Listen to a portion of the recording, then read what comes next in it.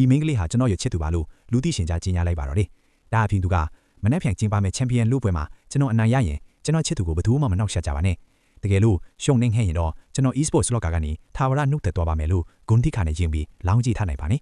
သူ့ရဲ့ရင်ထဲမှာအရန်ကိုလေးလံနေပြီးရှေ့ဆက်ပြီးဘလို့မှအောင်အီးမထားနိုင်တော့တဲ့အဆုံးမှာတော့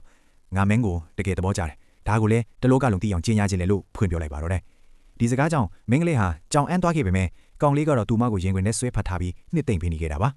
မင်းကလေးမှာစိတ်ဝင်စားနေရတဲ့စီနီယာတယောက်ရှိနေတာမို့သူမစိတ်ဆိုးသွားမလားလို့စိုးရိမ်နေခဲ့ပေမဲ့ထင်းမထားပဲ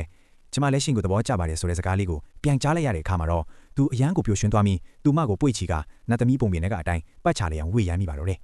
ဒါဟာသူနှစ်ပေါင်းများစွာစောင့်မျှော်ခဲ့ရတဲ့အခိုက်အတန့်လေးဖြစ်ပြီးသူတို့နှစ်ဦးရဲ့နူးညံ့တဲ့အနန္တပွဲနဲ့အတူချစ်သူတွေဖြစ်စတင်ခဲ့ကြပါတယ်ဒါပေမဲ့နာမည်ကြီးပရိုဂိမ်းမှာတယောက်ရဲ့ချစ်သူဖြစ်ရတာကထင်တယ်လို့မလွယ်ကူခဲ့ပါဘူးဒီနေ့မှာတော့သူမရဲ့စီနီယာကပန်းစည်းနဲ့အတူလာရောက်အခြေကြီးဆိုခဲ့ပြီးမြဲသူမတကယ်ချစ်မိနေတာကငယ်စဉ်ကတည်းကအမြဲတမ်းရန်ဖြစ်လာခဲ့တဲ့ငယ်ရန်ဘတ်ကောင်လေးပါဖြစ်တယ်ဆိုတာကိုသိသွားခဲ့ပါပြီသူတို့နှစ်ဦးကြားကရန်ဖြစ်ခဲ့တာလေးတွေကိုတော့သူမကမျက်နှိုးနေမိတာပါသူမကတခြားတယောက်ကိုချစ်နေပြီဖြစ်ကြောင်းဖွင့်ဟလိုက်တဲ့အခါစီနီယာဖြစ်သူကလည်းဒါဟာအဆိုပါပရိုပလေယာလာဖြစ်မယ်ဆိုတာကိုသူမရဲ့မျက်လုံးတွေကိုကြည့်ပြီးရိပ်မိသွားခဲ့ပါတယ်သူတို့နှစ်ဦးလမ်းခွဲခဲ့ကြပြီမဲ့ကောင်လေးရဲ့ပြိတ္တအချို့ကတော့သူမကိုလက်မခံနိုင်ပဲနှောင့်ယှက်တာတွေချင်းချောက်တာတွေလှုပ်လာခဲ့ကြတဲ့အထိအခြေအနေတွေဆိုးရွားလာခဲ့ပါတယ်ဒီလိုနဲ့စိတ်တော့ကရောက်ပြီးဆေးရုံတင်လိုက်ရတဲ့သူမစီကိုကောင်လေးကအပြေးလွှားရောက်လာခဲ့ပါတယ်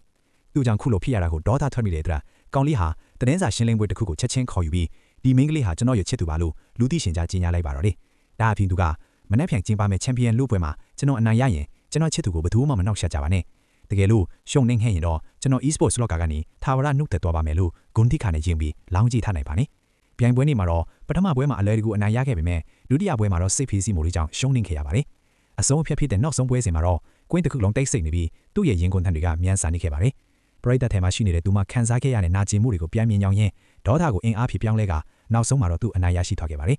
ချန်ပီယံဆုခရာကြီးကိုမြောက်ကန်ရင်သူမစီကိုအပြေးသွားပြီးတလောကလုံးရှေ့မှာခုံယူစွာနဲ့ချစ်သူအဖြစ်ထပ်မံကျင်ညာလိုက်တဲ့အခါပရိသတ်အားလုံးကလည်းဝမ်းသာအားရချီးကျူးပေးကြပါတယ်နှစ်အတော်ကြာပြီးနောက်မှာတော့သူတို့နှစ်ဦးစလုံးဟာကိုစီအိမ်မက်တွေကိုအကောင့်ထဲဖော်နိုင်ခဲ့ကြပြီးဒီနေ့မှာတော့ကောင်လေးကပန်းစည်းလေးကင်ကသူမကိုလက်ထပ်ခွင့်တောင်းခဲ့ပါတယ်ငယ်တငယ်ချင်းရန်ပါဘဝကနေလှပတဲ့အဆုံးသတ်လေးနဲ့အတူပျော်ရွှင်စွာချစ်ဆက်လက်လေးဖြစ်ပါတော့နဲ့တငယ်ချင်းတို့တော့ဒီဇက်လက်လေးကိုသဘောကျရဲ့လားကောမန့်မှာပြောခဲ့ပေးပါဦးနော်